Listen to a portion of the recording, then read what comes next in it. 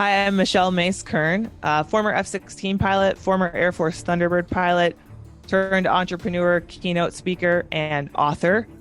On today's show, we're going to talk about some things that I don't normally talk about.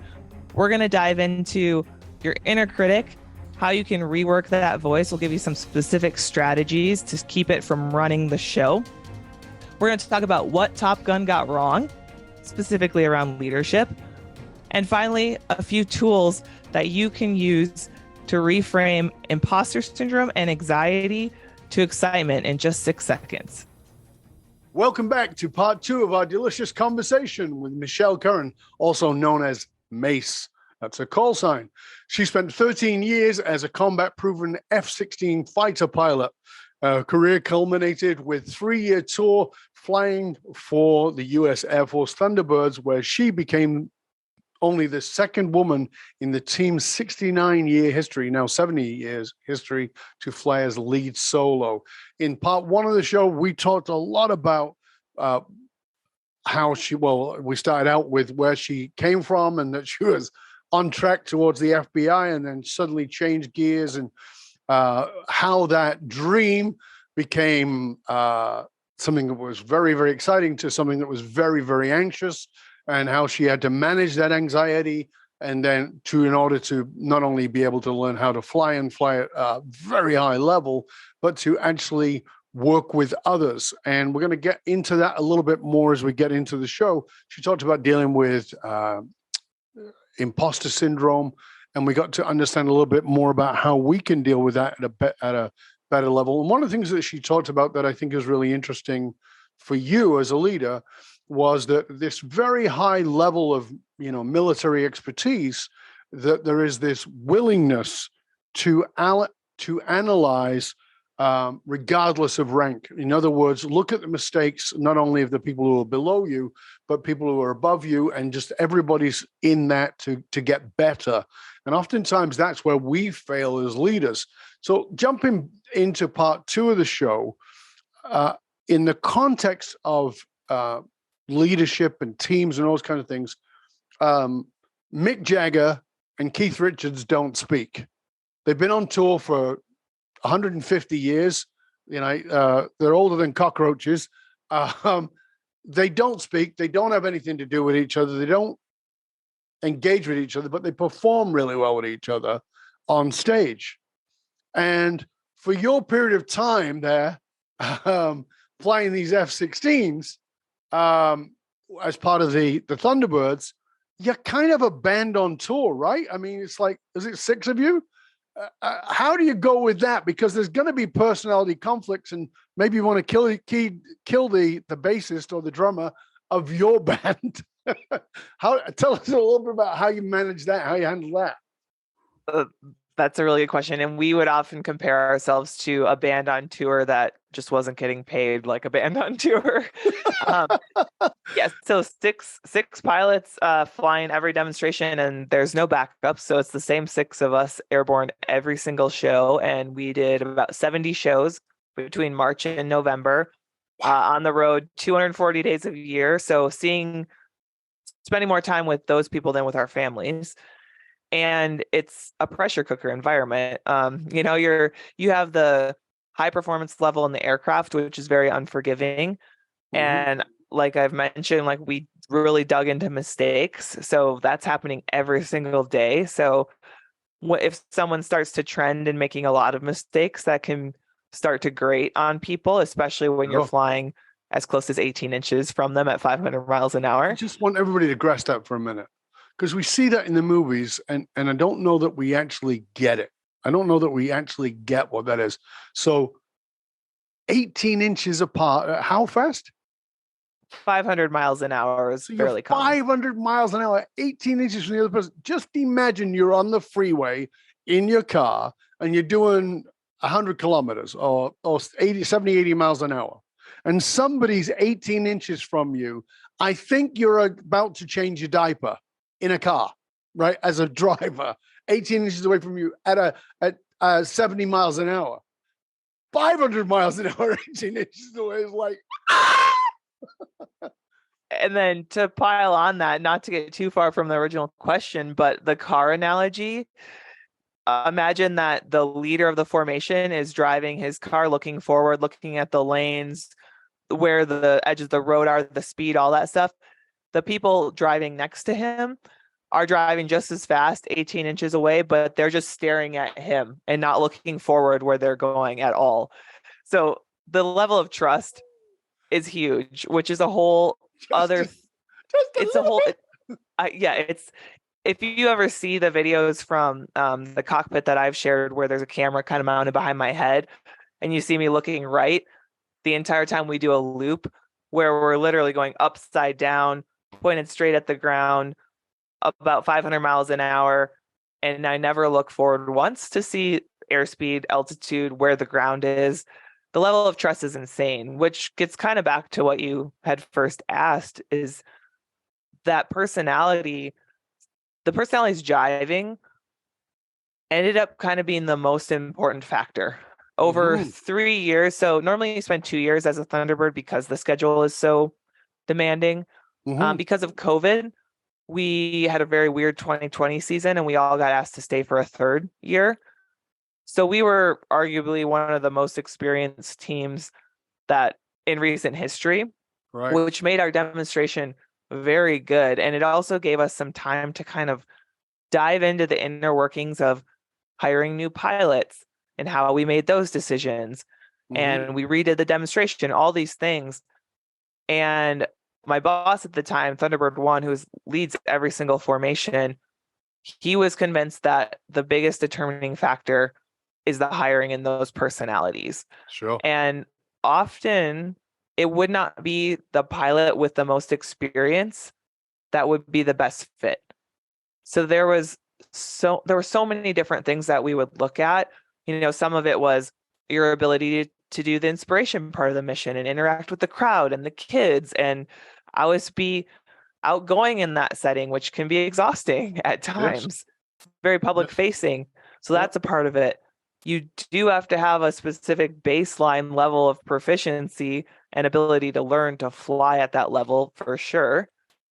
But then there's also this kind of ambiguous thing to define where your personality has to fit with everyone else's because you're together so often. So I think it really started with hiring the right people and prioritizing that's such a good point because, I've said this for years and I'm not the only one who said it by any stroke of the imagination, but you can hire for skills, but if you don't hire for personality, if you don't hire for character, you can train skills.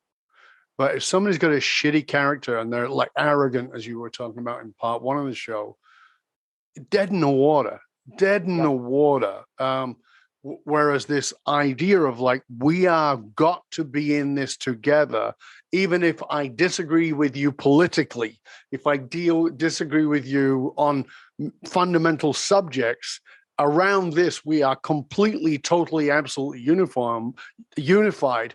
And this is why I say to people all the time is like, we need to build corporate cultures where people are imbued with purpose, not with skills.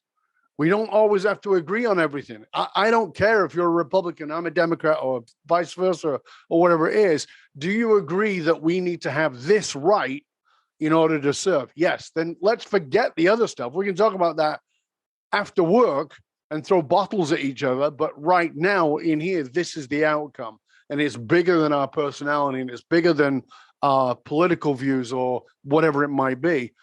And I think that that's such a good lesson from you and people like you into the corporate world, because oftentimes we get stuck in, it's a personality clash. No, I say this all the time. It's not a personality issue. And they go, but it is. He's this and she's that, or vice versa. No, it's not a personality issue. It's a leadership issue. And they go, what do you mean? You're not leading from purpose. So this personality stuff becomes primary. Yeah. It's not primary. It has to be made secondary because there's something bigger, which is purpose and meaning. And so I love that you're bringing that forward in such a profound way. Like even in that tight six, because that tight six is representative of a C-suite, right? Yep. And it's representative of the amount of people that each C-suite member probably has answering directly to them. And it's representative of everybody below them who also has 6 people answering to them. So 6 to 10, it's not unusual. We tend to think about these in big numbers, but they actually all break down into smaller numbers. And so it's that I love that you're talking about that and making that important. So how does that translate when you're on stage? Because you said you were surprised to discover that you were driven to inspire, right? That this desire to inspire beyond, woo, look at that, isn't that wonderful? But actually to inspire. Tell us about that. Yeah, so part of it was being the only woman at the time flying for the team. I got a lot of one-on-one interaction with women and girls that I could tell was really high impact for them.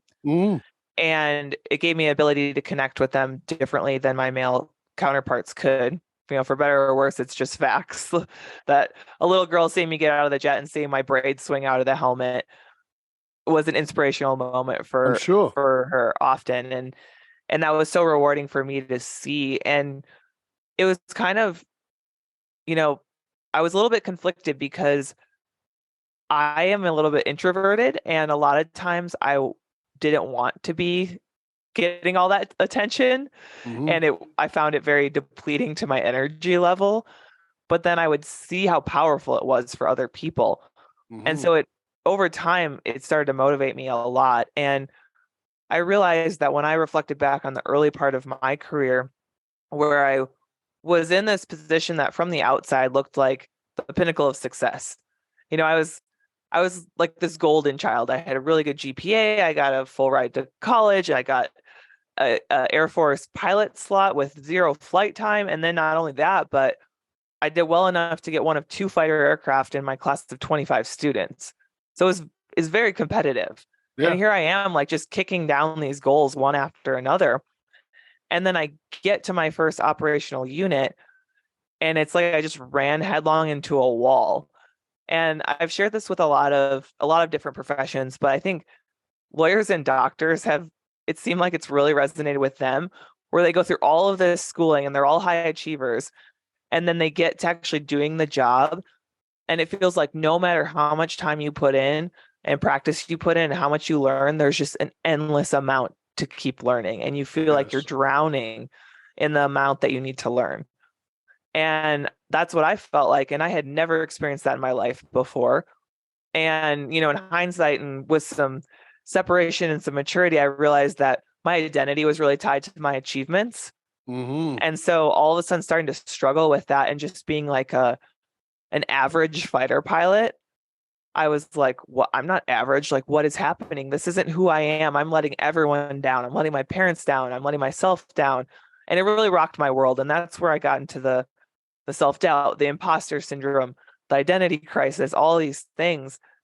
And then I get to the Thunderbirds, like 8 years later, and then, 10 years later, by the time I'm leaving, and I realized that I kind of it was just the perfect intersection of the two things. I had been given this platform where I could really inspire people. I got to experience how much I love doing that.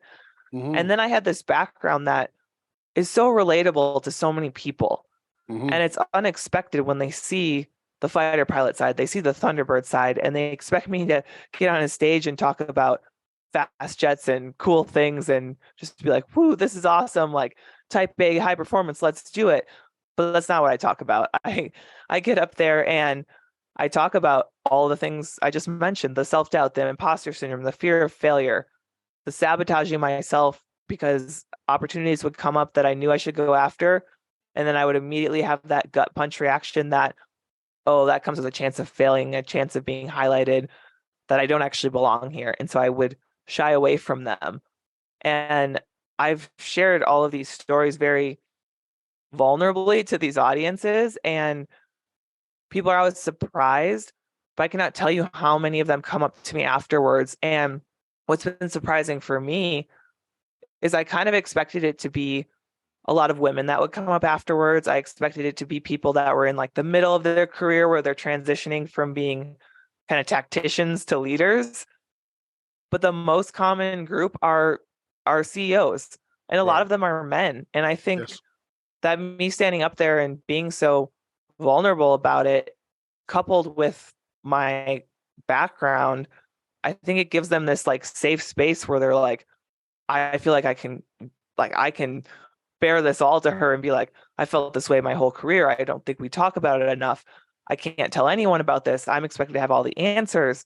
I constantly feel like I'm about to fail.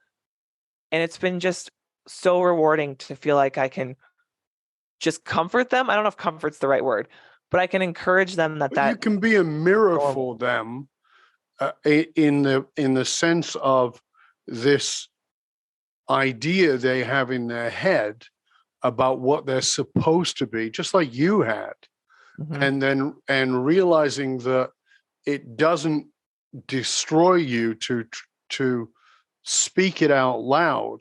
Because one of the things I speak a lot about with my private clients is identity crisis, and that you live your life in a line with an identity that may not be yours. It may have been given to you societally, by a family, by whatever means, and you may have certainly backed it up a lot, but it's not really who you are. And it's not until you're confronted with your old identity, until you actually confront that, you will never know fulfillment. You may have all kinds of accolades, but you'll never have fulfillment until you confront that and you go, oh shit, I'm not that. Oh yeah, okay, I get it now. I'm not that. That's just something I did, and I can do other things too. That's pretty powerful for a CEO, for somebody who's a high achiever. What you described is exactly what I just went through, pivoting from being a fighter pilot to what I'm doing now. I get asked by a lot of people like how my transition into the civilian sector is going. And I know so many veterans struggle with making that move because you lose your identity. You lose the camaraderie, the challenge, the purpose, all of the things.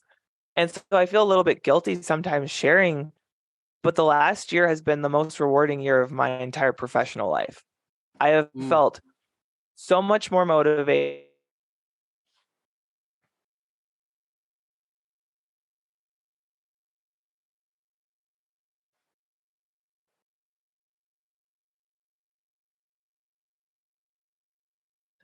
So I think it's been the most fulfilling because I don't have to fit into this box that anyone else has created where I have to put on my fighter pilot costume or I have to be a certain way that people expect me. I just get to tell my story. I get to be open. I get to be authentic with people. And I mean, 10 years ago, that idea would have been absolutely terrifying to me. But now it is so incredibly rewarding. So when you're going onto these stages and you're speaking, which, as you said, is not particularly natural for you because you tend to be more introverted. When you're going onto these stages to speak, what are they bringing? I mean, obviously they're bringing in because of your background, but what are they bringing you in for? Is it motivational? Is it inspirational? Or is it strategic? It's definitely more in the inspirational and motivational realm. I try to give people a few takeaways that they can actually use to tangibly go do some things they've been wanting to do but have been scared to go after. That's the biggest thing. I do also a couple of workshops that are a little bit more hands-on, where people get to work through so tell us a little bit about those workshops, because for me, one of the most important things of the show here is I want people to, I mean, obviously it's been very inspiring, but I want people to have stick your teeth into it, rattle it around and go away and put it into action. What are some of the things that come up in your workshop that you could maybe share here? Yeah, for sure. So I have a couple of different ones. I think the one that has the best takeaways is really focused on going to war with your inner critic. Because call it your inner critic, call it your inner voice, call it whatever. We all have it. And I think a lot of times we don't even realize that it's there because it's this narrative we always have going, right? And it's subconscious a lot of the time. you don't notice that it can craft these narratives that do not align with reality at all. No.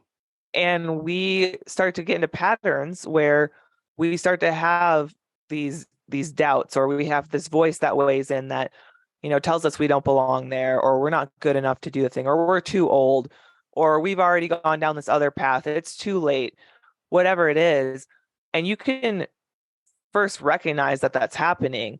Sure. And then you can kind of take some conscious effort to reframe it and intentionally bring awareness and perspective, which allows you to reshape what it says, but also to accept it and choose to ignore it and go past it. And so I really encourage people to dig into what that sounds like and kind of the attributes of it. And oddly enough, when I was creating this workshop, I actually took myself through it, and I realized that stepping into this new role that's very different from the traditional path that fighter pilots take. Usually if you don't stay on active duty, you go fly for the airlines. Those are kind of the two big things that people do.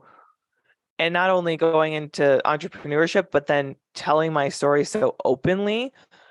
I had this idea of this critic that was another fighter pilot. So I was someone in a green flight suit who was experienced in their career. So someone like in their 40s, maybe a lieutenant colonel, a man, but they were faceless. It wasn't a specific person. No. It was this combination of people that I felt like were probably watching what I was doing online and judging me.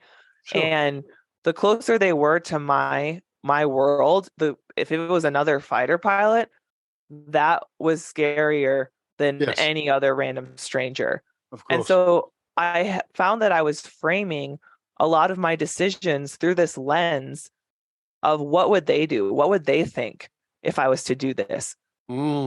Which is crazy because who the hell are they? But I think all of us do that to some extent. And so even something as simple as just sitting down with a pen and paper and being like, what does my inner critic look like, sound like? When do they chime in? Like the things I just described about mine can be very powerful to give you some perspective to start to reshape that. Yeah, the challenge with it is in the work we do is that you think that voice is you. Mm-hmm. And what you're doing is, in your work you just described, is you're giving it a persona that separates it from you. And so is this your idiot friend who's saying you shouldn't do that? Like your idiot friend who says, oh, she or he is great, and they've had 14 shitty relationships, and you're like, why the hell would I listen to you for advice?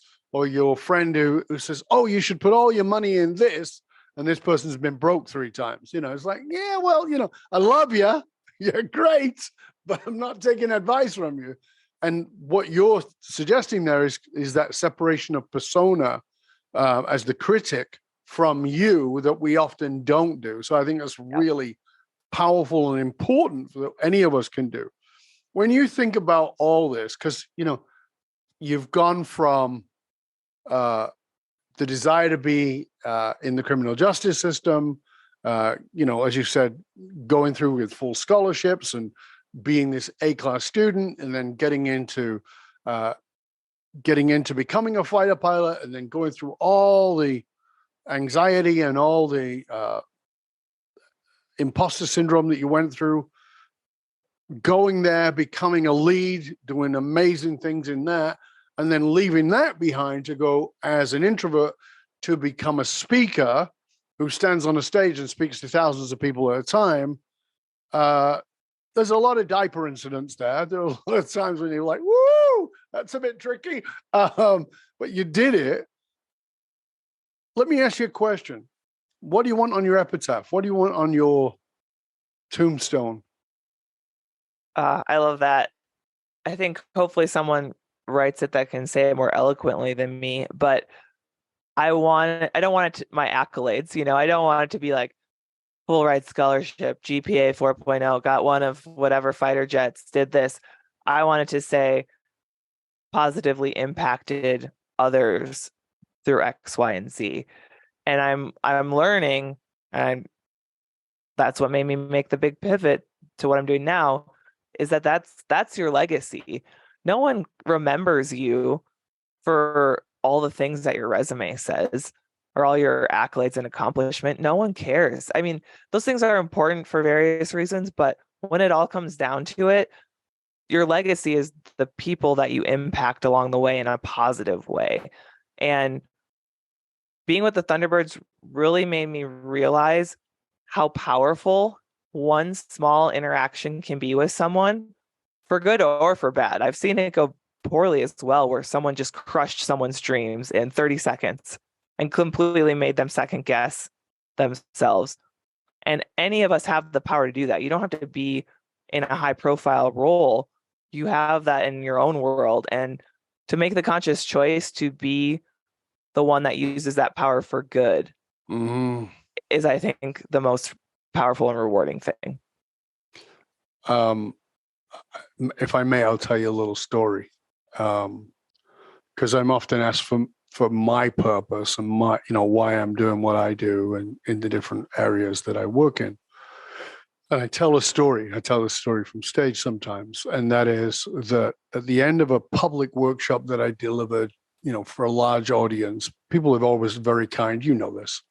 They're always kind and they're generous, and in my early days of speaking, I used to think, oh my God, they're going to come up and just tear me apart. But they were always kind and generous. Yeah.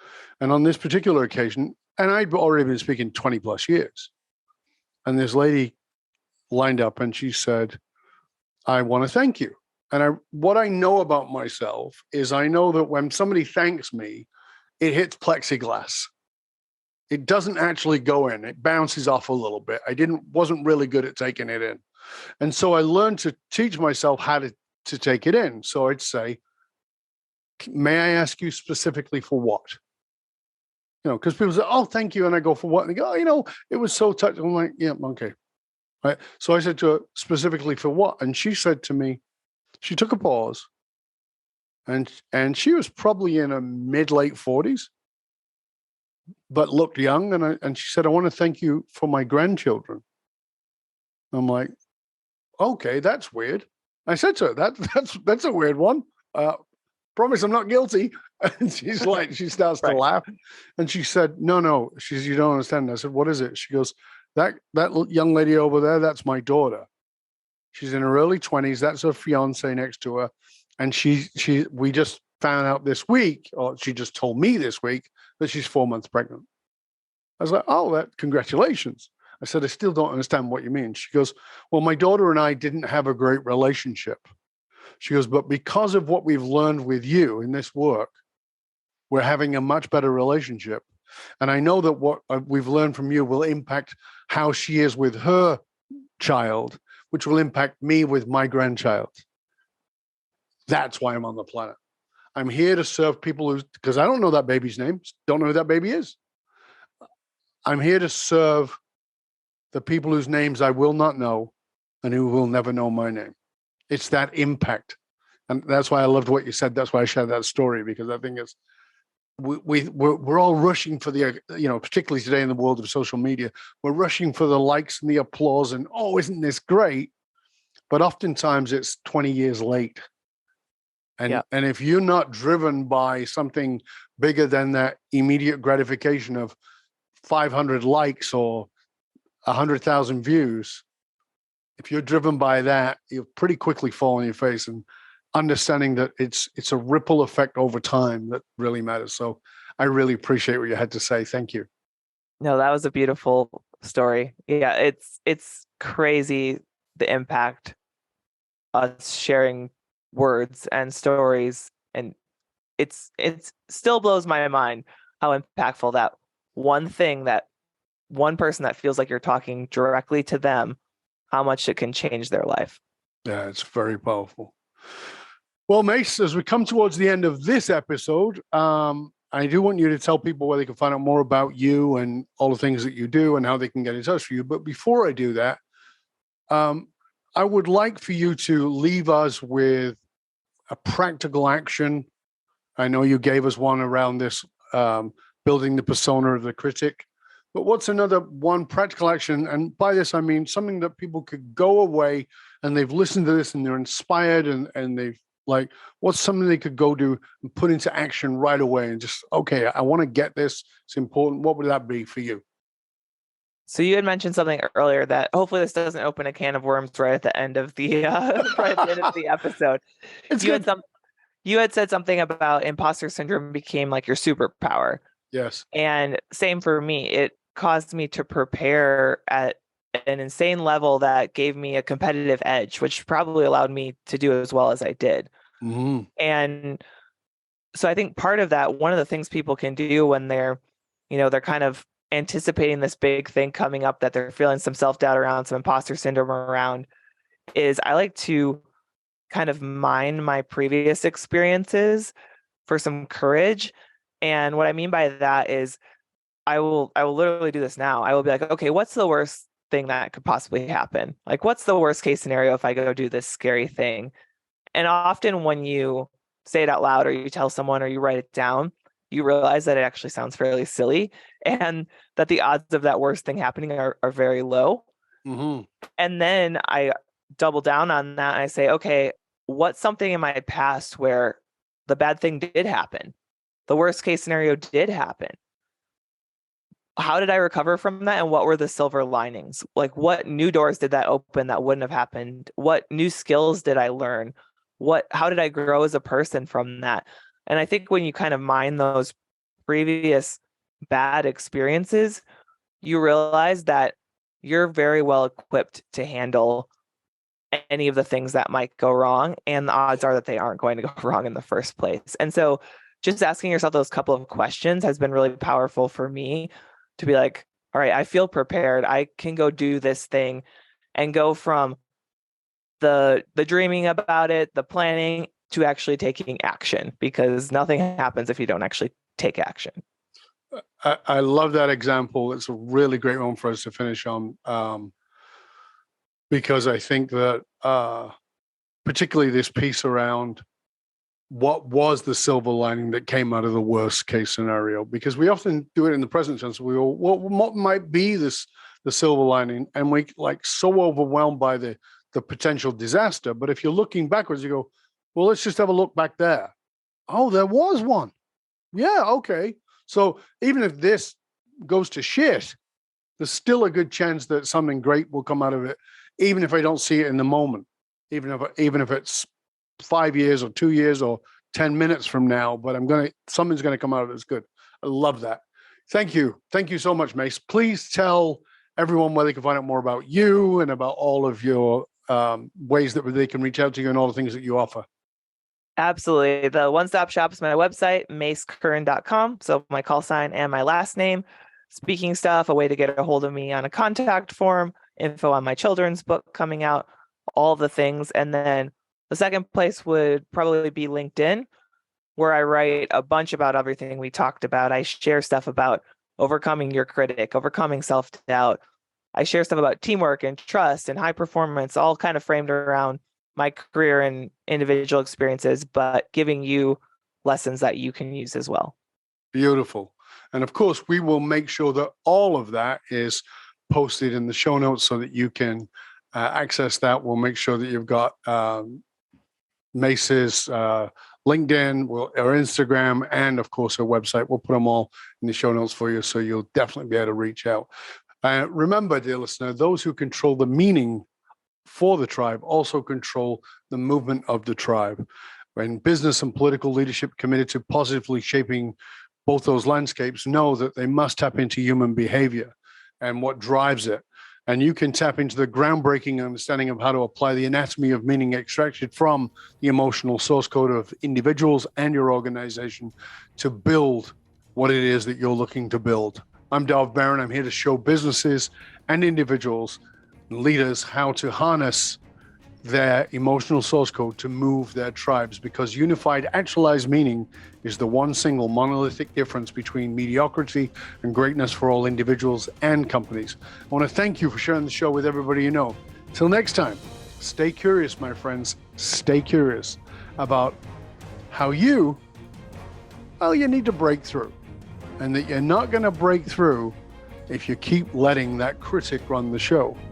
So stay curious about whether that critic is real or whether it is a persona that you can separate and identify, thank, and move on. Till next time, I'm Dov Baron. I'm here to assist you tapping into the one thing in your life that changes everything, which is tapping into your deepest meaning to reach that next level of clarity, focus, purpose, and profit in your business, your life, and your leadership impact. And I am out.